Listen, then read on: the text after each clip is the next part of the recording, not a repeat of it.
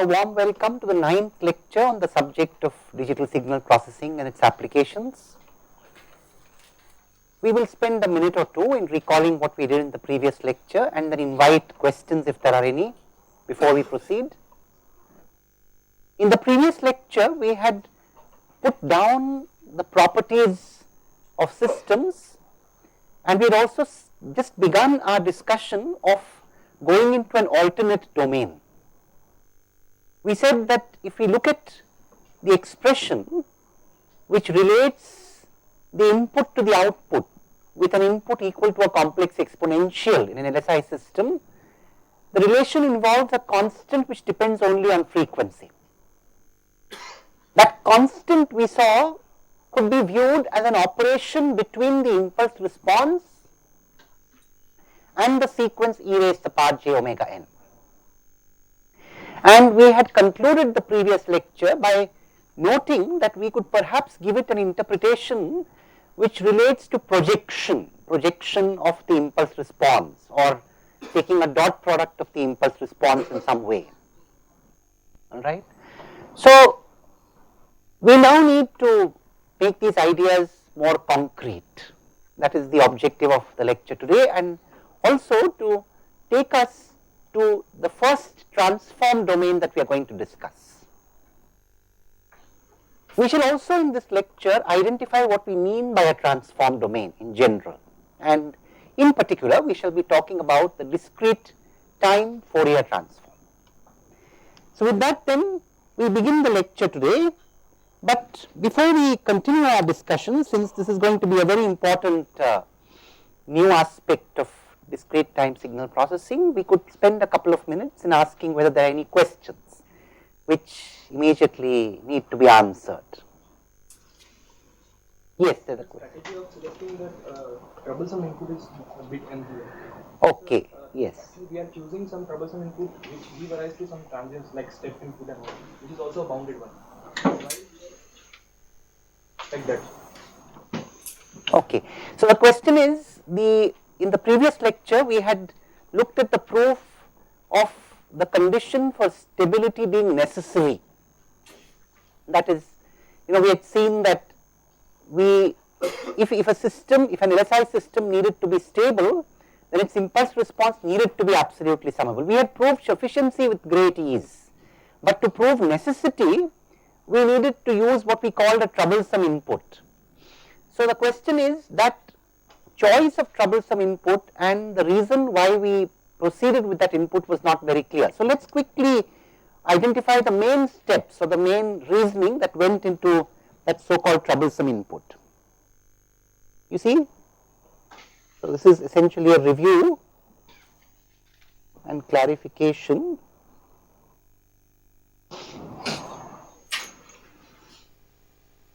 of points from previous lectures.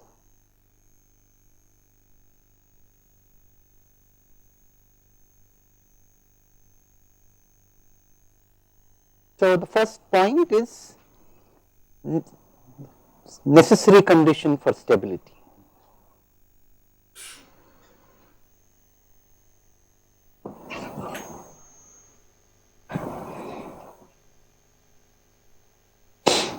Now you see, what we did was to take an LSI system with impulse response Hn. We gave an arbitrary input xn and noted that the output yn in general is summation k going from minus to plus infinity xk hn minus k, or hk xn minus k, whatever you please. Now in particular, we said consider n equal to 0.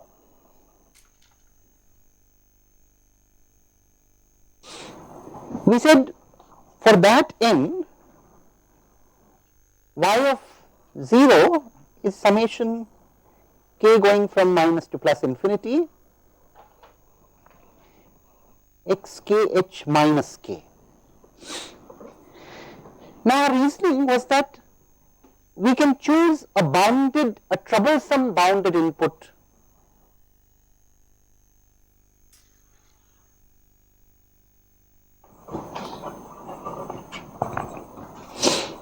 input xn, and we chose that troublesome bounded input as xk for xn is h conjugate minus n divided by mod h conjugate minus n. Well, I mean, conjugate or it does not matter here. Whenever h minus n is not 0 and 0 otherwise. Now, one point which perhaps may not have been so clear in the previous lecture is that this input is actually bounded.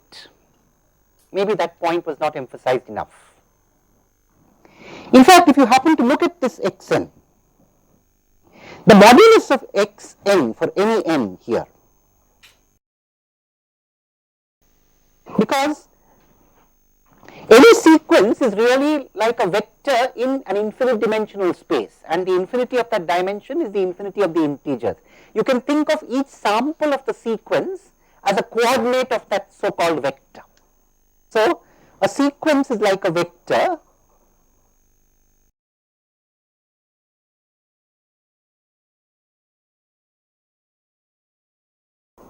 in a countably infinite, this is, when we say in a countably infinite dimensional space,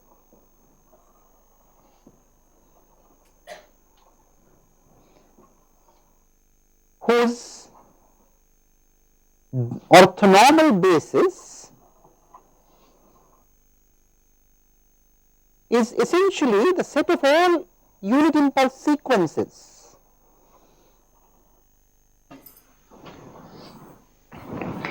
Put a unit impulse at every integer location, and each of these gives you a separate perpendicular vector. This is a generalization from what we have in this 5-dimensional space here. You see, you can think that if you were to generalize this here to in 5-dimensional space, of course, you are putting the ones respectively at the locations 0, 1, 2, 3 and 4. But you can keep generalizing this, you can put this at each integer location and each of them gives you a new perpendicular vector, and that is how you have an orthonormal basis for the space of sequences. And of course, we know very easily how we can express any sequence in terms of this perpendicular basis, that we have already done when we were trying to derive the principle of convolution. So, we saw that any sequence, any vector or sequence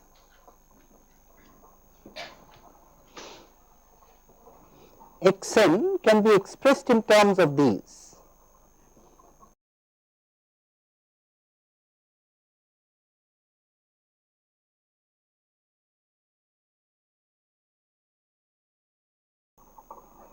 That is very easy. Xn is summation k going from minus to plus infinity, xk delta n minus k. In signal processing, it is very interesting, like in poetry. The same line can have many meanings. The same equation can assume many meanings in signal processing and communication, and one must learn to appreciate that. So, this very equation here had a different meaning when we talked about convolution. There we said that you are thinking of it, of course, in a way it had a, there is a relationship between that meaning and this, but still there we were trying to express all sequences in terms of the unit impulse. Now, here what you are trying to do is to show that you have an orthonormal basis, and in fact we will show in a moment that it is orthonormal, and that the orthonormal basis can allow you to expand any vector in terms of it. So, it is the same, one equation can have several meanings or several different interpretations or several nuances of interpretation, and one must learn to appreciate that as we go along. Anyway, so coming back to this, it is very clear that we can express xn in terms of this orthonormal basis, but what we now need to see is why are we calling it orthonormal. So, we need to talk about a dot product. You see, the dot product between two sequences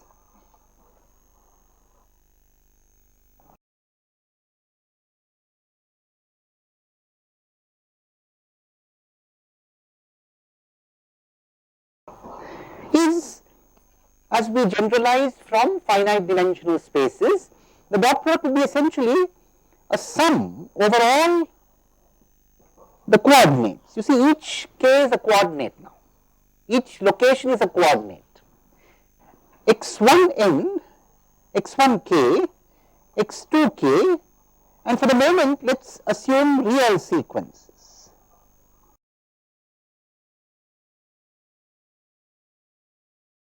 x1, x2.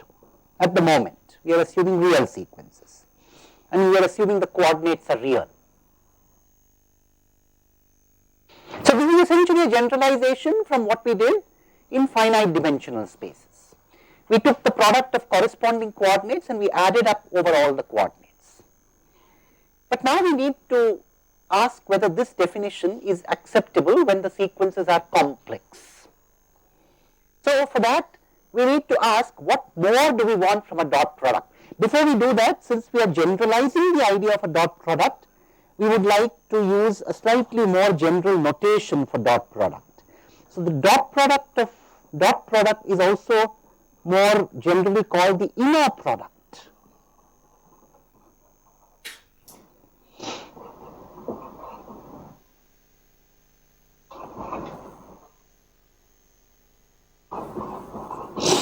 And it is denoted by the inner product of x1, x2 like this with triangular brackets.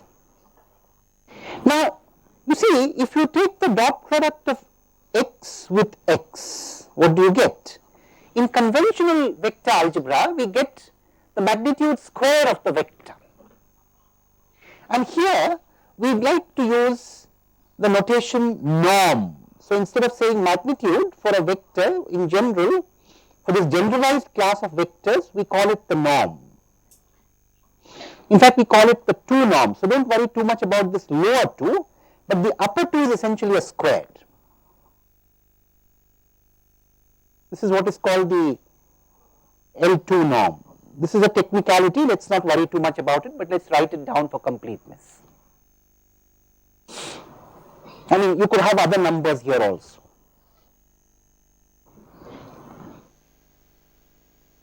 However, in our discussion in this course, we shall not keep writing this subscript 2 after this. We shall understand that it is the 2 norm. Now, you see, one thing, this norm is the generalization of the idea of magnitude. So, instead of using the word magnitude for this generalized class of vectors, we call it the norm. It is the same idea. But you see, what do we want of a norm? We definitely want that a norm or a norm squared be non-negative. In fact, we want the norm to be not only non-negative, if the vector is 0 only, then we would allow it to be 0. If there is a non-zero vector, we definitely do not expect that it should have a 0 magnitude. Okay? So, we want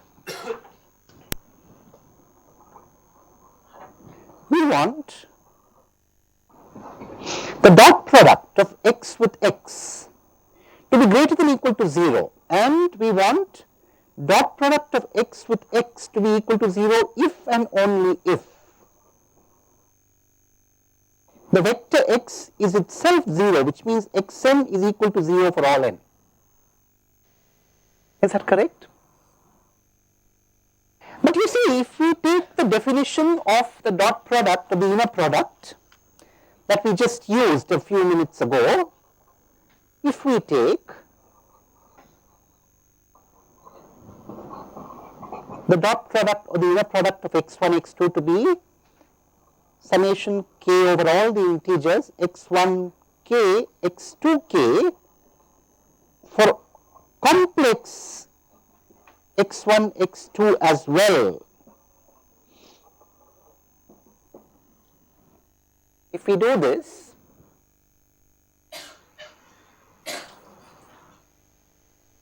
then what are we going to land up with?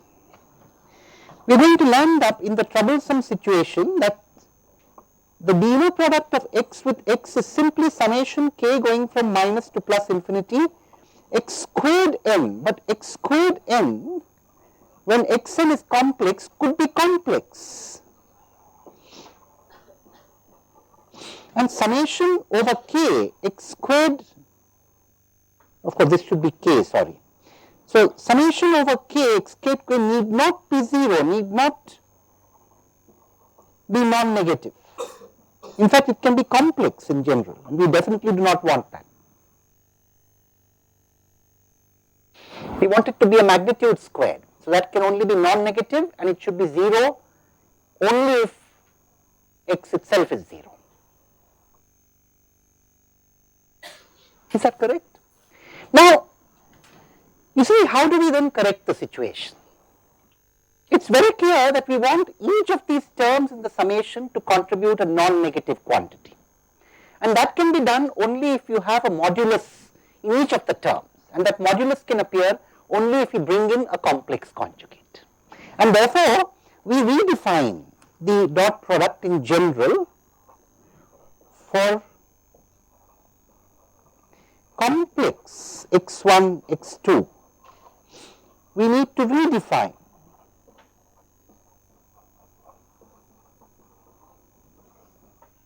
the dot product of x1 with x2 to be summation k going from minus to plus infinity x1 k x2 k complex conjugate. No doubt this makes no difference for real x1 x2 at all.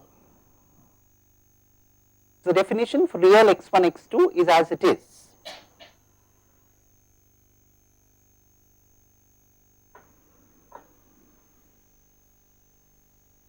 Is that clear? Yes.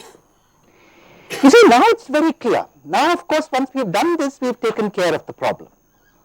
So now we have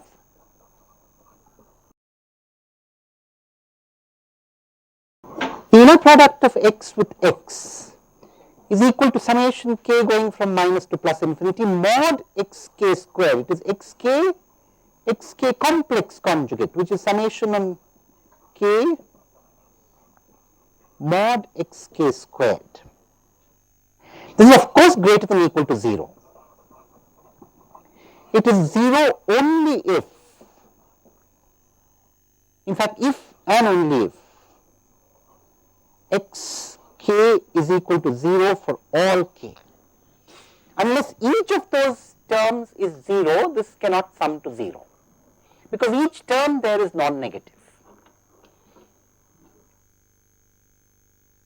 And therefore, we have achieved what we want out of the dot product.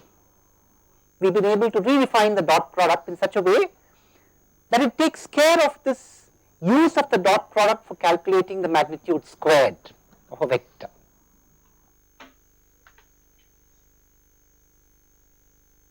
Now let us interpret the so-called frequency response that we wrote the last time in the language of the dot product. So we have h omega that we wrote the last time is summation k going from minus to plus infinity hk e raised to the power minus j omega k, and it's obvious that this is the dot product of the sequence h with the sequence e raised to the power j omega n. Now this dot denotes the independent variable in the sequence. So what when we write a dot like this, what we mean is that we are treating the whole sequence as an object. We are not taking an individual sample. So the dot means, otherwise if we write n, we could write n if we are careful, but when we write n, the tendency is to think of the nth sample only, and here we are not talking about a specific sample. We are talking about the whole sequence as an object. That's very important. And that's why we put a dot there. More than the question of notation, it's the philosophy behind this that matters. That's why we have to be careful with notation. It's not so important that we should be very fussy about notation all the while, but the thought behind the reasoning should not be lost. So when we take a dot product, it is not enough to look only at a part of the sequence. A dot product involves the whole sequence. That is what is being emphasized here. Anyway, now you see, there is a very interesting interpretation that we have just given, this whole concept of, the whole concept of frequency response. What we have said is that if you have this LSI system S with an input e raised to the power j omega n, so you have given a complex exponential as the input, you get h omega e raised to the power j omega n coming out, and h omega is essentially the inner product, the dot product or the inner product of hn and e raised to the power j omega n.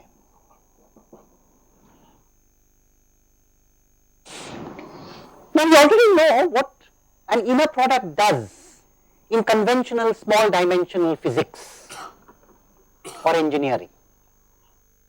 When you take the dot product, I told you, of one force in a certain unit vector in a direction chosen, so if you have chosen a certain direction, and if you take the dot product of a force vector with a unit vector in that direction, what you have done is to resolve the force in that particular direction, to find the component of the force that acts in that direction. Now what we are saying here is that h omega is like the component of the impulse response that acts in the direction of e raised to the power j omega n. In fact, it is an exact interpretation. It is not just very vague or approximate. It is exactly what we are saying. We are saying that if you give e raised to the power j omega n to an LSI system, and if h omega converges, that means if the sum hk e raised to the power j omega e raised to the power minus j omega k over all k converges, then this quantity h omega is like the dot product of the impulse response in the direction of that complex exponential. The dot product is a number, it is a complex number. And the physical interpretation of that complex number is that the magnitude of that complex number multiplies the amplitude of the complex exponential, and the angle of the complex number adds to the phase of that exponential. So in fact here, another way of understanding this is through the notion of eigenvalues and eigenvectors. You see, what are we saying in effect? We are saying here that when you put the sequence into the system, what comes out is the same sequence multiplied by a constant. Now this is not going to happen for all kinds of sequences. If you had a sequence which is square wave like in nature, it is not going to happen for an LSI system in general. But for a complex exponential this happens. When you put in a rotating phasor into the LSI system with impulse response Hn, out comes the same rotating phasor but multiplied by a constant. Now such a sequence which goes into a system and emerges as the same sequence but multiplied by a constant is called an eigen sequence of the system.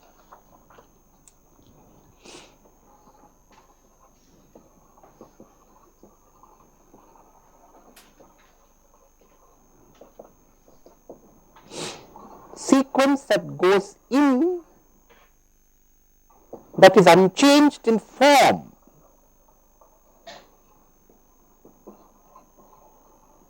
as it emerges.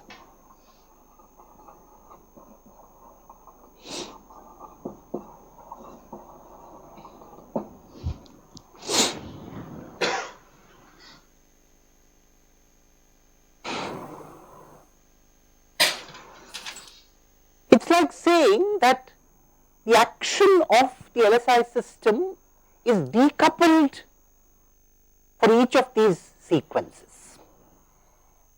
You will understand this better if we can do one more thing. Suppose, by whatever means now, you could express any sequence. You see, remember, you did this earlier. You expressed any sequence xn in terms of these impulse sequences delta n minus k. So, you wrote any sequence xn as summation k xk delta n minus k. So, you were able to express any sequence in terms of the unit impulses. Now, suppose by whatever mechanism you are able to express any sequence as a linear combination of such rotating phasors, rotating with different angular velocities. Then what we are saying here is, if I take any one of those phasors that comprise the input, the response of the system to that component of the input is only the same phasor multiplied by a constant. So, if I decompose the input along each of these phasors, so to speak, for different omegas, then what I am saying is the response to the phasor at a particular angular frequency omega has nothing to do with the the phasor at some other omega. They are all decoupled, they can be treated separately. Slightly deeper issue, but we will understand this better as we go along. So, in other words, what we are saying is, I mean, let me try and bring this a little more. It takes a little time to absorb this. What we are saying is, take the same system S, LSI HM.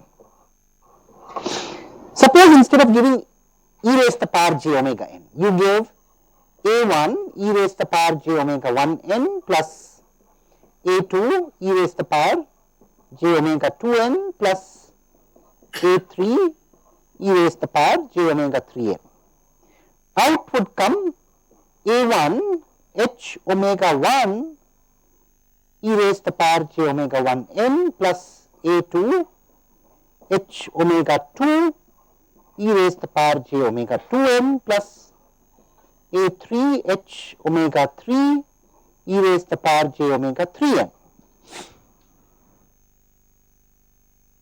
This is not at all difficult to show from the property of linearity or additivity, and the property that when you put in e raised to the power j omega n, out comes e raised to the power j omega n multiplied by h omega. So, what we are saying is the action of the LSI system on each of these components is decoupled. I do not have to worry about what A2 and A3 are when I am calculating the output to A1 e raised to the power j omega 1 n. When I am calculating the output to A2 e raised to the power j omega 2 n, I do not need to worry what A1 and A3 are. There is a decoupling. Now, carry this argument to its limit. So, if you could, here I am taking a very specific input which had only 3 such e raised to the power j omegas, only 3 such frequencies. Suppose I use a continuum, I use all the frequencies omega from 0 to 2 pi or all the frequencies from minus pi to pi. Incidentally, now we make a remark about what range of values omega can reasonably take. Omega is the normalized angular frequency.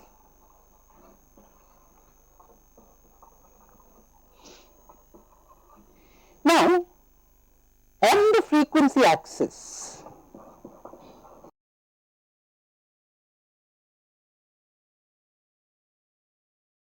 there is aliasing or there is repetition.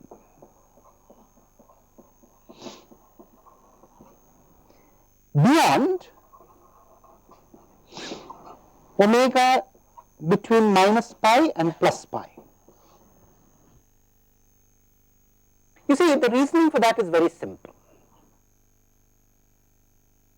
What does omega equal to 2 pi correspond to? Omega equal to 2 pi corresponds to sampling frequency. And we have agreed that every sine wave is comprised of 2 oppositely rotating phasors. If a sine wave has frequency omega, it comprises of 2 phasors, one rotating clockwise with frequency omega and one rotating anti-clockwise with frequency omega. In other words, if you take both to be in the clockwise or anti-clockwise direction, one with frequency omega and one with frequency minus omega. 2 phasors come together to form a sine wave. So, on the phasor angular frequency axis, each pair of frequencies omega and minus omega come together to form a sine wave. and obviously their magnitudes, the two phases have to have the same magnitude and opposite starting angle or opposite phase.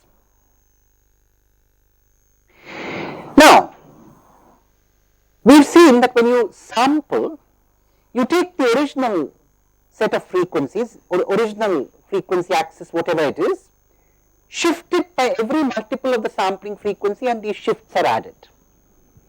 On this normalized scale, the sampling frequency is 2 pi. So, you are going to take the original spectrum, shift by every multiple of 2 pi and add up these shifted versions. Let us show that graphically.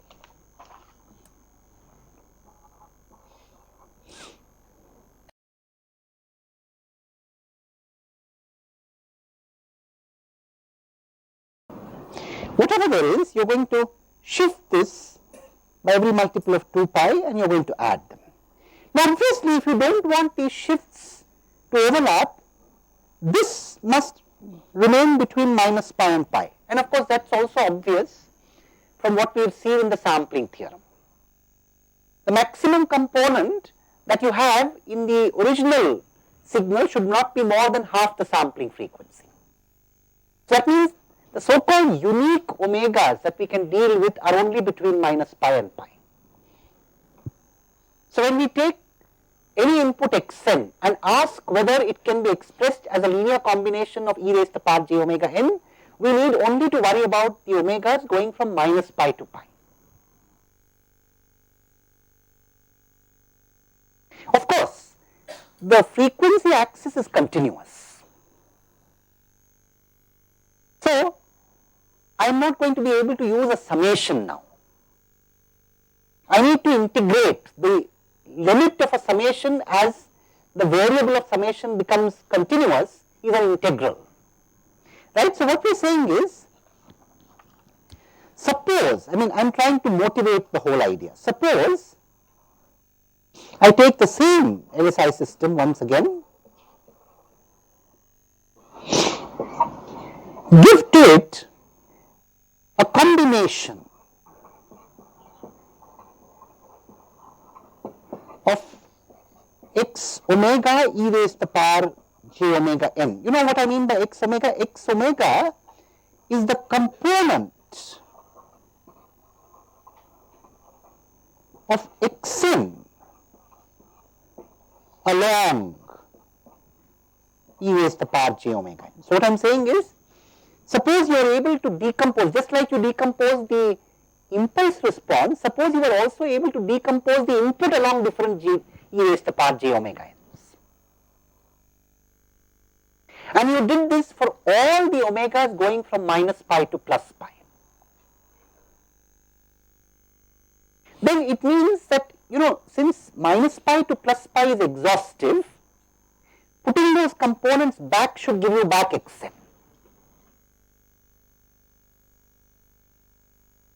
So what we are saying is, you see, what we are trying to ask is what comes out here, isn't it? And we are saying, in particular, here when you take x omega e raised to the power j omega n, what will come out? So, x omega e raised to the power j omega n is going to give us x omega h omega e raised to the power j omega.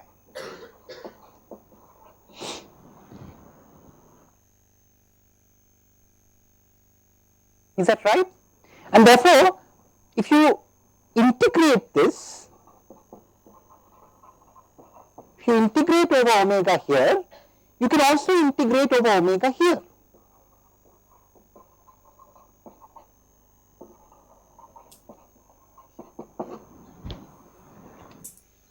And how can we say that? That is because of the property of linearity.